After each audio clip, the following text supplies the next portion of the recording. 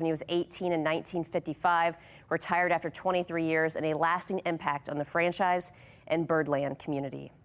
The Orioles released a statement moments ago confirming the news. We are deeply saddened to share the news of the passing of Brooks Robinson, an integral part of our Orioles family since 1955. He will continue to leave a lasting impact on our club, our community, and the sport of baseball. We will have much more on this on our socials, web, and tonight at 10:11 as more develops. But Brooks Robinson has sadly passed at the age of 86.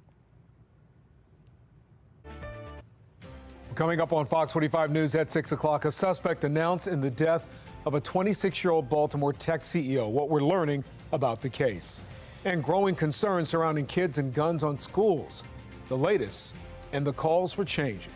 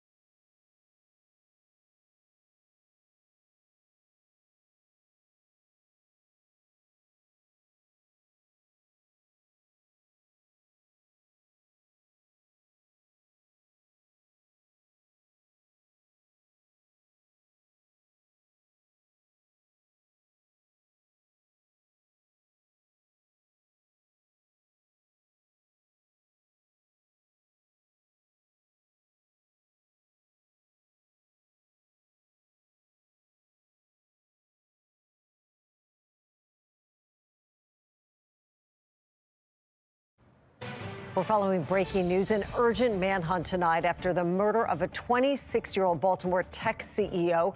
Fox 45's Mackenzie Frost is live with the very latest information. Car thefts continue to surge across the state, and here in Baltimore, Fox 45 News presses City Hall on what can be done to curb the thefts. And an update in the murder of a Bel Air woman along a popular walking trail. Her family's announcement as the search for her killer continues.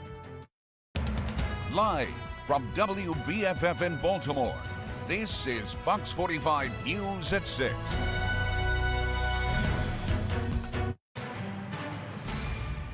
I just have a message for Jason Billingsley. If you're out there watching, hopefully you are, every single police officer in Baltimore City, the state of Maryland, as well as the U.S. Marshals are looking for you.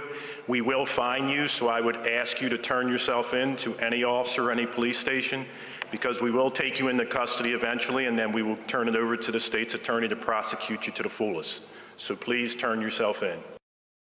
Good evening, everybody. I'm Mary Bubala. Tonight, Fox 45 News is following that breaking news. An arrest warrant issued in the murder of a young Baltimore tech executive. Fox 45's Mackenzie Frost was there for the announcement. She joins us now with the very latest. Mackenzie? Yeah, Mary, more details are emerging about this. We know that Jason Billingsley, that arrest warrant has been issued for his arrest in connection to the death of Pava LaPere. Now, Pava LaPere is a tech CEO and a tech executive. She created this startup called EcoMaps while she was a student at Johns Hopkins University. And today, the Baltimore Police Department really is staying tight-lipped about this investigation. All we know right now is that she was reported missing earlier in the day on Monday when officers arrived at her apartment in the Bromo Arts District. That's when neighbors tell us they knocked on the door. An officer said they found Pava dead inside this apartment building with blunt force trauma. Now, we do not know the connection between the victim and the suspect at this point, but given the suspect's history of criminal activity and previous arrests and convictions, we know that the Baltimore Police Department is warning everyone in Baltimore to be cautious of their surroundings. We implore residents to be aware of your surroundings at all times. This individual will kill and he will rape. He will do anything he can to cause harm. So please be aware of your surroundings. Now, Mary, I want to just go through some of the details that we do know right now. Mayor Scott said that Billingsley was released on parole in October of 2022.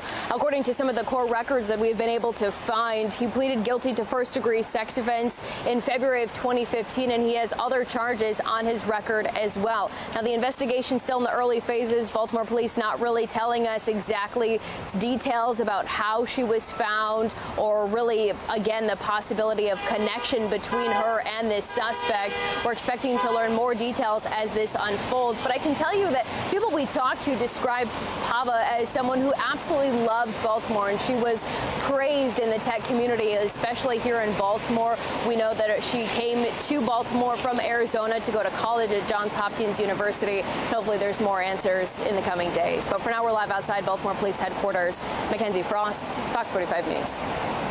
Mackenzie, thank you. And we are following more breaking news. Very sad. Orioles Hall of Famer and beloved member of the Orioles organization, Brooks Robinson, has died. The Orioles and Robinson's family released a joint statement just minutes ago saying Brooks has been an integral part of the Orioles family since 1955 and will continue to leave a lasting impact on the ball club.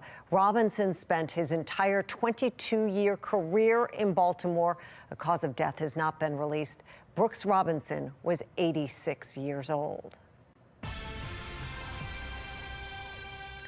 The juvenile crime crisis continues to grip the city. 2 more young people fell victim to gun violence yesterday. Sources confirm a Dunbar High School student accidentally shot himself while on school property, and around the same time, a 15-year-old was shot and killed in West Baltimore. Now, sources say the Dunbar High School student who accidentally shot himself in the leg is now facing charges. Investigators say they recovered the gun, but how and where he got it, under investigation. This is the second gun to be recovered from a city school this year and comes after back-to-back years where a record number of 15 guns were seized each school year. Maryland FOP President Clyde Boatwright blames the availability of firearms as well as some of the laws on the books that police and prosecutors say serve as roadblocks in holding young people accountable. We're now starting to see, the fallout of some of these bad decisions that were made in Annapolis. Our schools are a reflection of our communities, and what's going on in the communities will ultimately impact our schools. Fox 45 asked Baltimore City Schools what action, if any, is taken given the number of these incidents, and we have not heard back.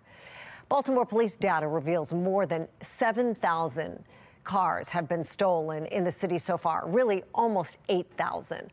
Fox 45 is demanding accountability, but city agencies are ignoring our questions about stopping vehicle thefts. Our Amy Simpson has the story. It appears this may just be the tip of the iceberg as more people come forward, sharing stories of how they say they're being further victimized, even after thieves take their cars.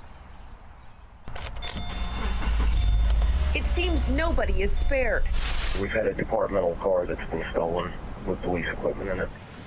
Car thieves taking an unmarked Baltimore police vehicle in July, just blocks from headquarters. The detective's going to be standing out there next to the broken glass. All Also bold and brazen, thieves caught on surveillance in Fox 45's parking lot, targeting an employee's car this month. I was mad. I'm mad. I'm watching 4 little kids, maybe 15, 16, jump out of a car 1:30 in the morning. Hot wiring and driving off with that Kia in a matter of minutes. It's frustrating, I have to go through all this other extra financial situations with this, so it's really frustrating.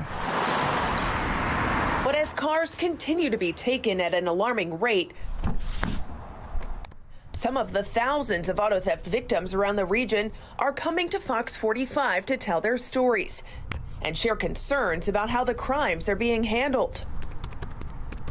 Some auto theft victims sharing alleged tales of battling insurance.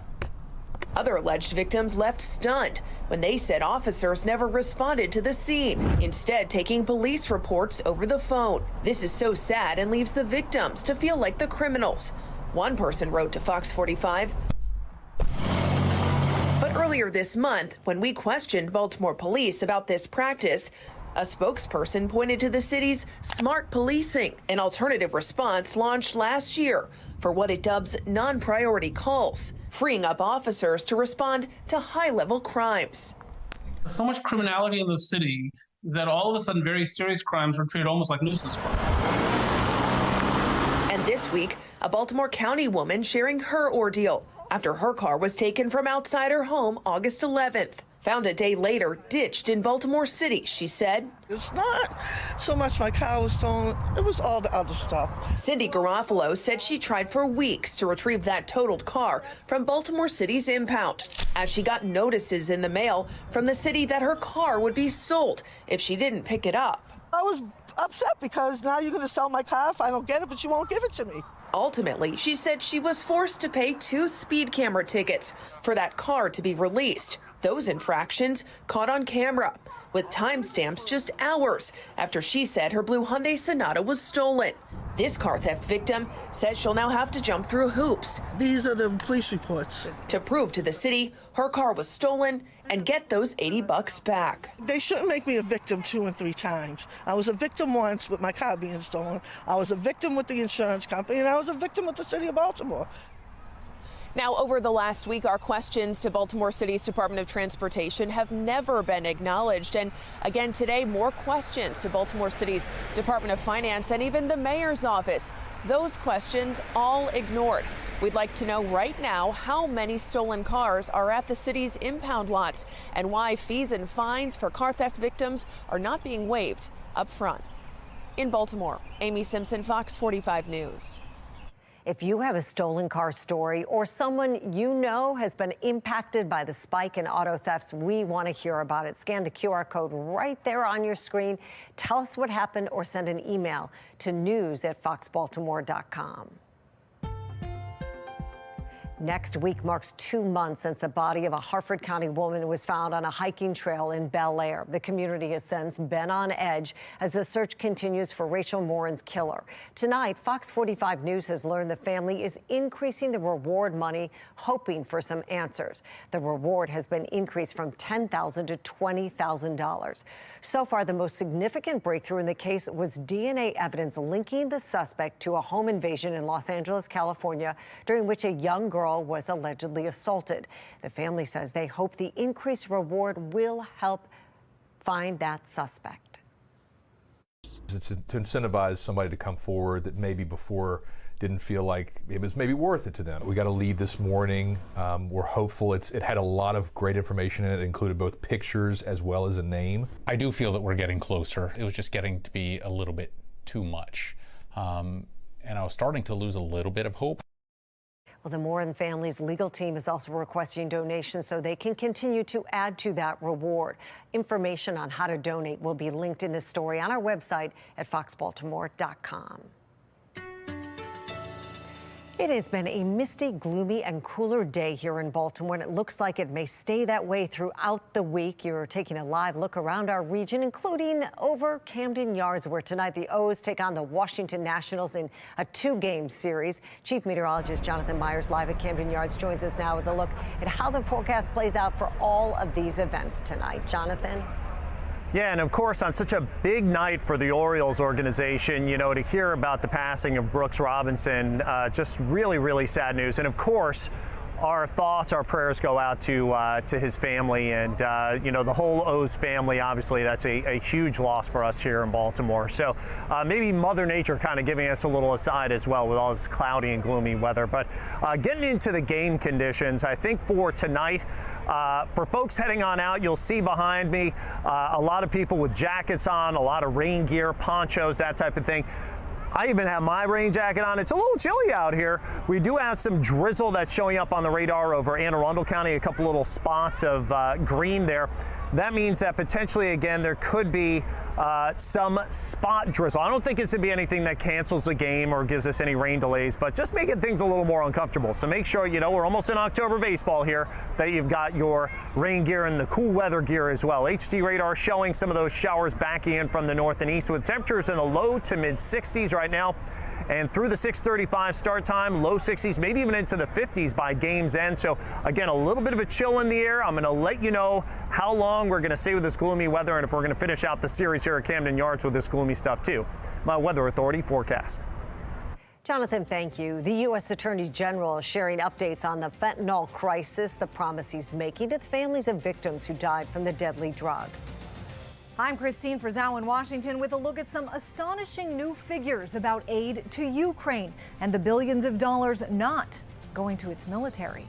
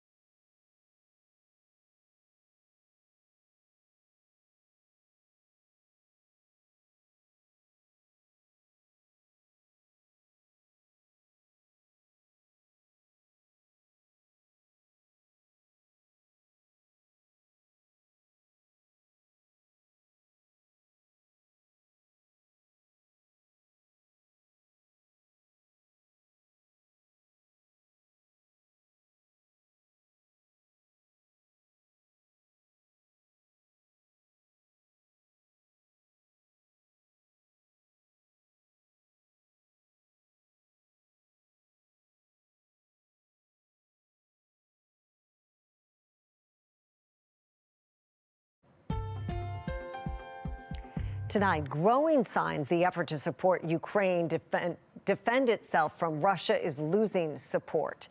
A poll from last month found 55% of those surveyed said the U.S. Congress should not authorize additional funding to support Ukraine versus 45% who said they should.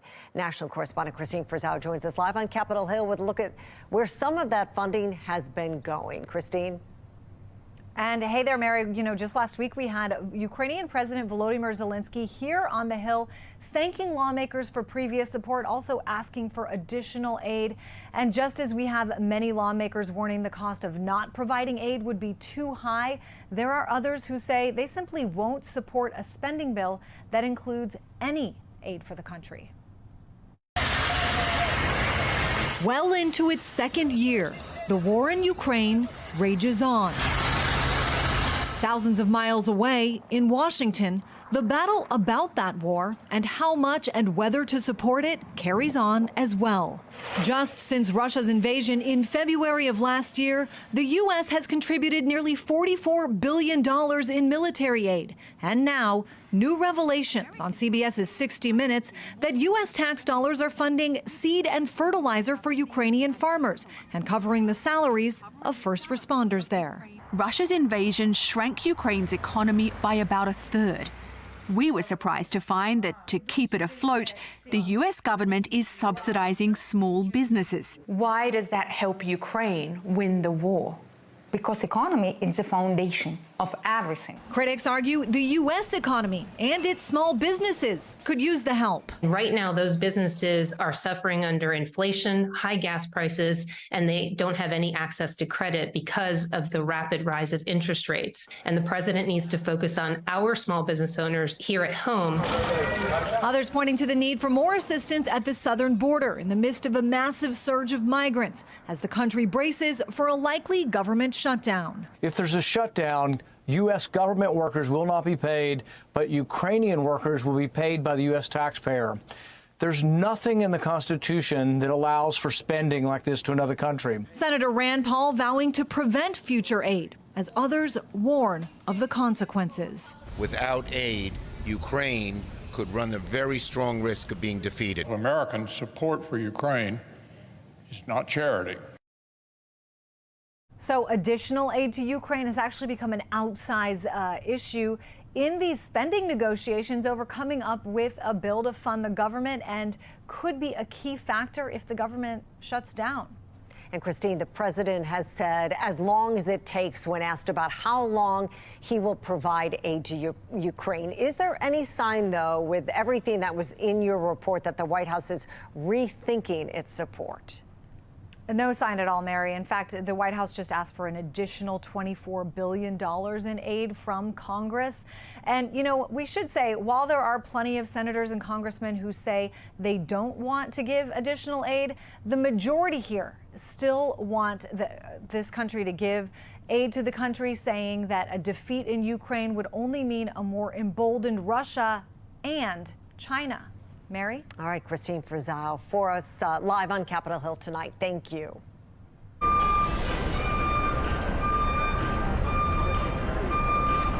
All right, here we are live at Camden Yards as we're taking on the Nats tonight. Battle of the Beltways, and a very important one as well, as we're going for the AL East in just a game or two. And, you know, it's kind of a little bit somber also, considering the news we've just learned, the tragic passing of Brooks Robinson. And I've actually got a couple of fans here, and they're holding a special sign, too, shows some of the good-hearted nature of the Orioles. We're going to get to that in a second. But first, I wanted to ask you guys, and first off, what's your name? Tara. Tara and Chuck Anderson. And where are you guys from? Ellicott City. All Ellicott City. So now, what are your thoughts on Brooks Robinson, his meaning to Baltimore, his meaning to the organization, and what's going through your mind tonight? Of course, our thoughts and prayers are with the Robinson family as they suffer this devastating loss. It's hard to place into statistics an 18-year All-Star, what Brooks brought to the Orioles family, what he meant to Major League Baseball. He will be missed greatly. Yeah, obviously, really just a big loss on such a big night, too, for the Orioles. And speaking of a big night for the Orioles, the O's are winning, and they're giving away tickets. What's going on? So I am the program director for Safe Families for Children here in Maryland, and we work with Building Families for Children. And the O's gifted us 100 tickets to give our foster families, our host families, our family friends, the families that we serve, the churches that we partner with, to say a thank you to our volunteers. What a super neat story. Go O's, and just what a wonderful way to kick us off into the postseason coming up. All right, guys, enjoy the game. Go O's, go O's. All right, let's get right into the forecast. And around here, yes, everybody is trying to stay warm with their spirits because the weather is not warm. We've got some drizzle, some light rain that's around. HD radar showing us a little bit of sprinkle activity here and there. This is with the remnants of what was Ophelia, and Ophelia is spitting way off the coast, but still spraying back some more moisture. You don't really see a whole lot on the HD radar. It's just a little bit too light to really show up, but there has been the on and off light rain and drizzle, and we will continue to see that all the way through the game tonight. Right now, just down the road at the Inner Harbor, 63 degrees, winds out of the north-northeast at 7 miles an hour. Our humidity now is at 40, or actually I should say 81%, and our dew point now at 57 degrees. So it is a little bit damp. It is a little bit dreary. Not the most comfortable game for the O's this evening, but we're going to win anyway, right? Temperatures, look at that kind of orange hue to the map. I like that. They're cool temperatures, though. 61 degrees right now here in Baltimore. We've got a 58 at Columbia, and temperatures actually in the mid and upper 50s all the way down Laurel Way as well and onto the Eastern Shore. So things could certainly be warmer for this, but yeah, it looks like as we head through the game tonight, you're probably going to need some jackets and potentially a nice big orange sweater as we work through this. Now, the good news is any drizzle that is around should be fairly short-lived and fairly sparse. I'm thinking that for the most part, it's just kind of patchy like it's been through the day today. 6:35 is our start time, and it looks like as we head through that time frame, again, there is going to be the potential here of a patch or two of spray from time to time. But overall, I don't think that this is going to really halt gameplay or be a big issue for the game, although folks probably are going to want to make sure that they've got their jackets and their sweaters and also potentially some rain gear too. Maybe a poncho should do you okay. And that goes all the way into tonight, early tomorrow, that spot or two of drizzle. And then by tomorrow afternoon, things may get better around here. Maybe some breaks of sun could come back. So the forecast as we head into tonight, looks like we're going to drop those temperatures down into the 50s to around 60. For tomorrow, the temperature is going to be working back up into the 60s to near 70 with a good deal of clouds and a little bit of sun. We've got your exclusive 10-day forecast coming up after the break.